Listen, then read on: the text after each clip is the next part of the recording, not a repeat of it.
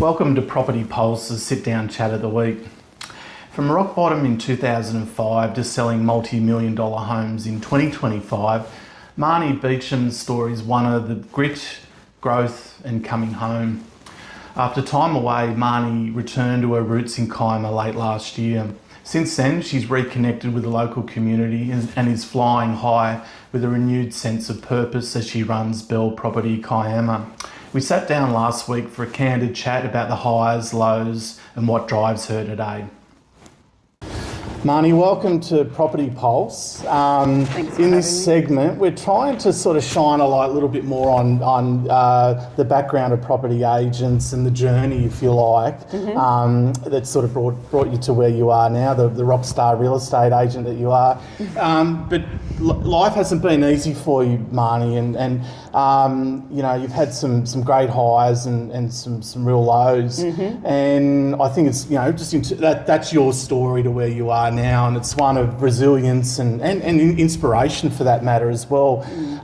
We might start, just because 2005 wasn't the greatest year in your life. Do you want to just sort of reflect on that briefly? Yeah, so 2005 was probably the hardest year I've ever had to overcome.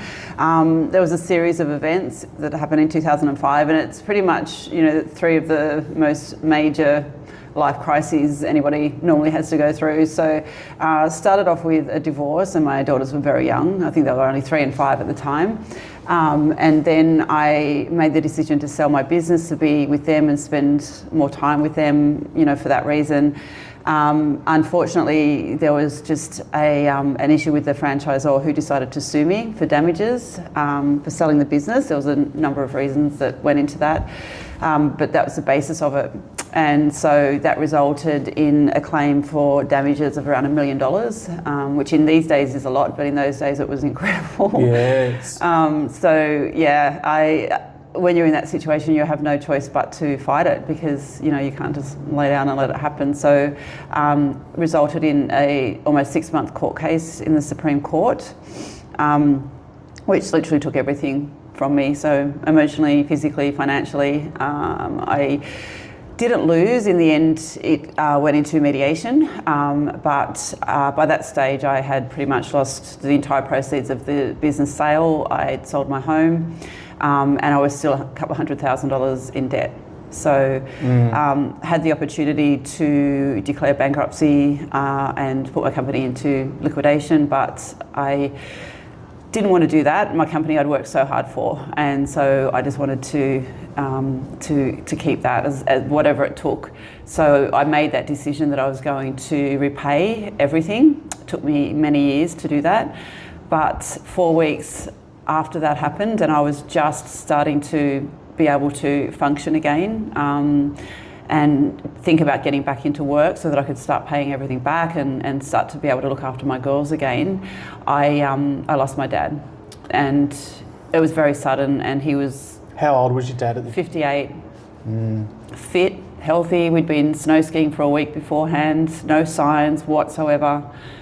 Just just gone, didn't even get to say goodbye. It was just horrific. And it was just he was a rock in your life. He was everything. He was my mentor. He was my he was, you know, the closest person I guess I had in my life at that time, besides my kids. And so you're a mother as well of two girls. 2 daughters. The hardest part was that, you know, I didn't want them to be affected by anything that was happening in my life. And so trying to just be, you know, a fun, happy, you know, healthy mum for them, and not even being able to buy groceries for them, especially with how hard I'd worked and where I had gotten prior to that. And so there was a divorce in the mix as well. Yes. So for good divorce, measure. Oh my financial God. ruin, and the loss of your father. Death of my dad. I remember one day we were sitting in the park and my girls were playing, and they said to me, "Mummy, can we please have an ice cream?" Like literally something so small, and I had $1.76 in my bank account, and I couldn't even buy them an ice cream. That's how bad it got. And then everything I did, I had to try and pick up the pieces while going through that grief, because I had no choice. I had to get back to work. And it was the hardest thing I've ever done, getting out of bed every day and going in there and sitting in front of people and trying not to cry, and trying not to give them any indication about where I was in my life. And I remember, there was a lot of counselling and stuff at that time as well. I couldn't get through it on my own, but and luckily I had, the person who bought my business was very understanding and just completely supportive and helped back me up when I needed it and gave me time off when I had to go home. I just went home.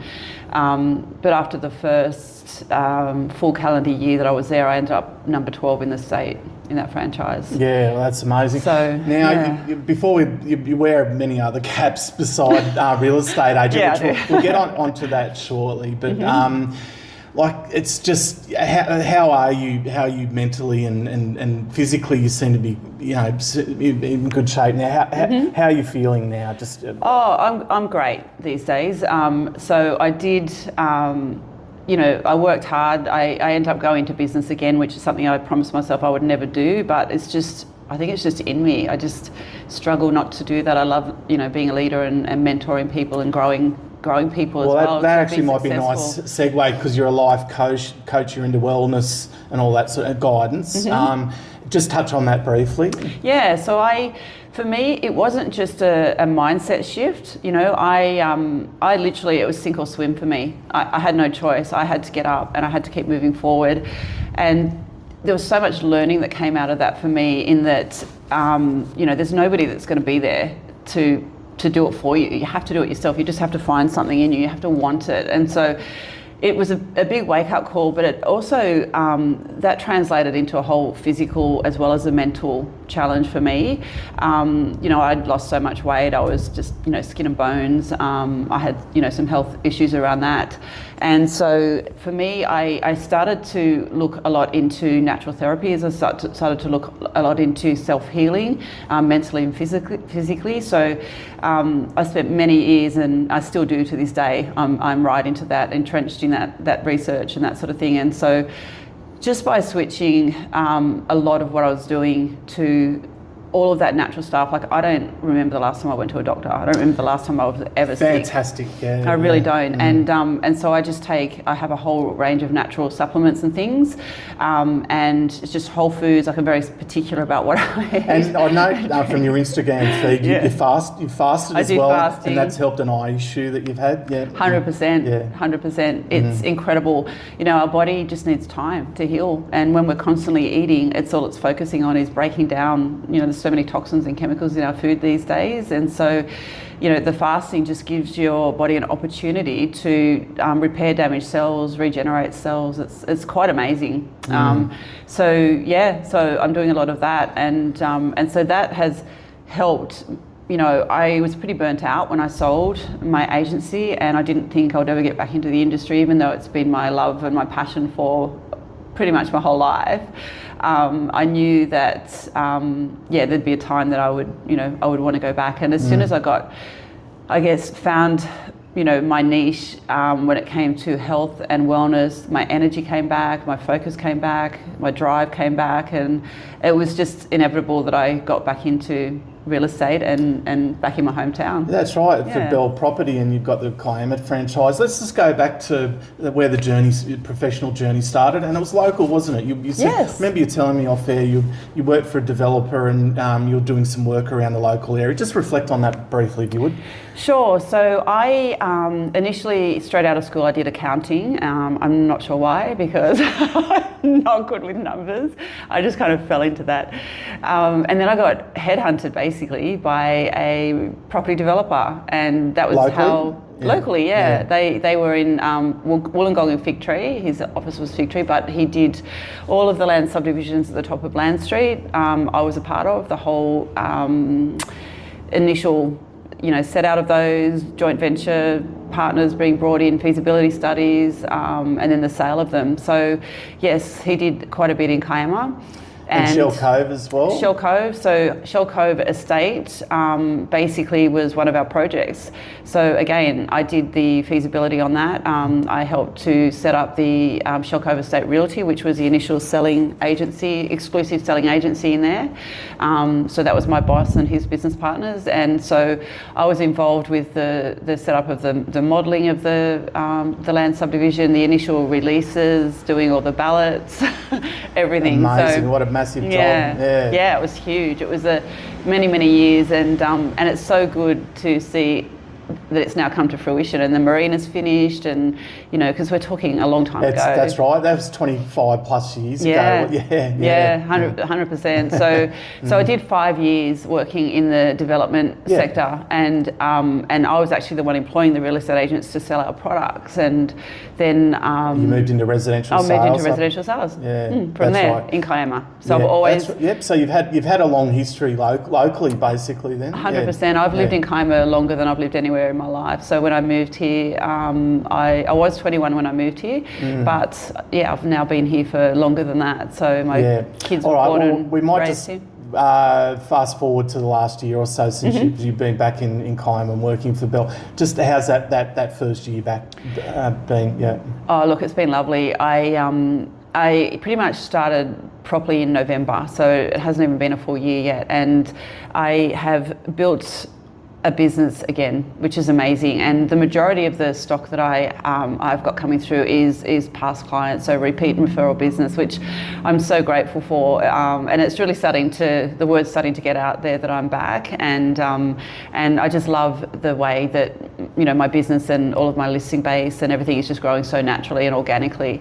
It's not it's just people having that, I guess, that respect and well, you've got some high-end listings already, and so we're at the Tingiera Crescent property at the moment, but you've also got Cove as well, which we'll touch on in some future videos. Yeah, that would be great. We might just wrap up. What are the local market conditions like now? Where are we? And disappointingly, I suppose, we didn't get the interest rate cut last week. Yeah, that was a bit tough. What's your take on where we are with the local market? So, look, I think I do see some more confidence in the last probably 4 weeks, I will say. The inquiries picked up. It's still not really translating to a lot of sales though. It's quite slow, the market, I would say. However, I am confident that in the next 5 weeks, that they will do something with that interest rate. And I think as soon as they do that, that's going to give everybody a lot more certainty around where the market's going. It's just at the moment, just with the cost of living, it's hard. It's hard for people. And it's not just real estate. A lot of people are not doing much, not going on holidays, they're not spending as much money.